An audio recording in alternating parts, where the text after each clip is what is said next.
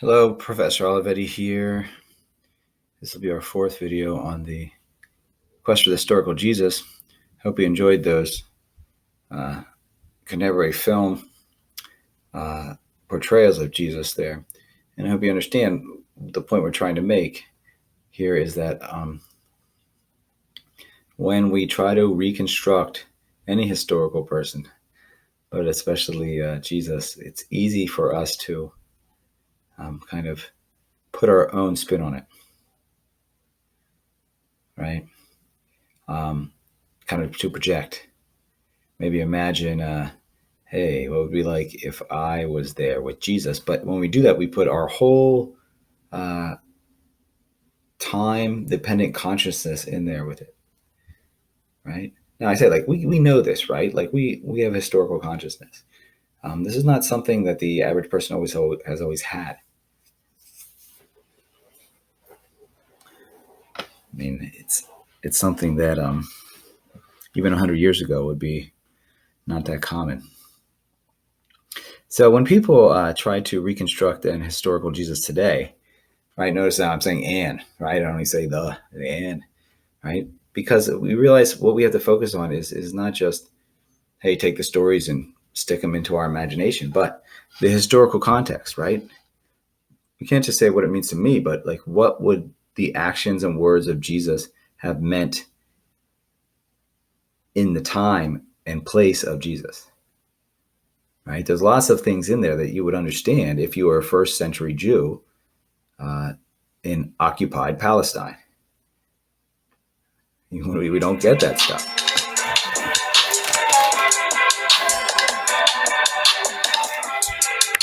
We don't get all those hints as 21st century Americans or wherever we're from in the world.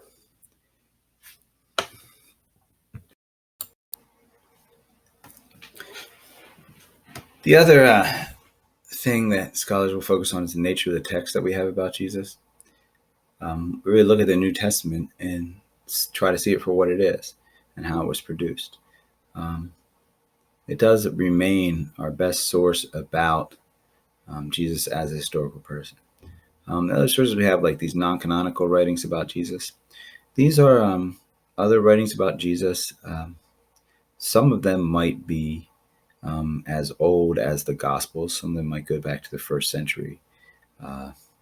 Many of them were later works, and this was one of the reasons that they were non-canonical. But when we say non-canonical, we mean they're not in the canon, which for us would mean the Bible or the New Testament, particularly here. So there were other writings about Jesus that, for various reasons we'll go over later, were not included in the New Testament. Now, some of those reasons are also the reasons that they are even less reliable than the Gospels are the other New Testament writings in the attempt to reconstruct a historical Jesus. The reason that they weren't in there, again, some of them came a century or two or even more later.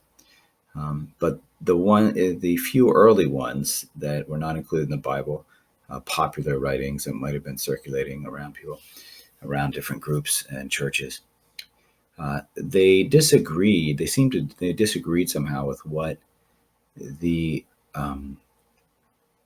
texts that seem to have authentically come down from the apostles said. So they didn't say the same thing that the apostles were saying, right? So these were the people that knew Jesus quite well. And so you can see why they wouldn't, the same reason that they wouldn't make it into the Bible, so to speak, is also the same reason they are not that reliable as a historical source. There are other historical documents and Roman historians that make mention of Jesus, but they're not very detailed. So for better or for worse, the best source we do have for the reconstruction of a historical Jesus is the New Testament. But but to use it, we have to look at it for what it is, right? We're not going to take it as some kind of history or biography of Jesus. That would not be accurate. So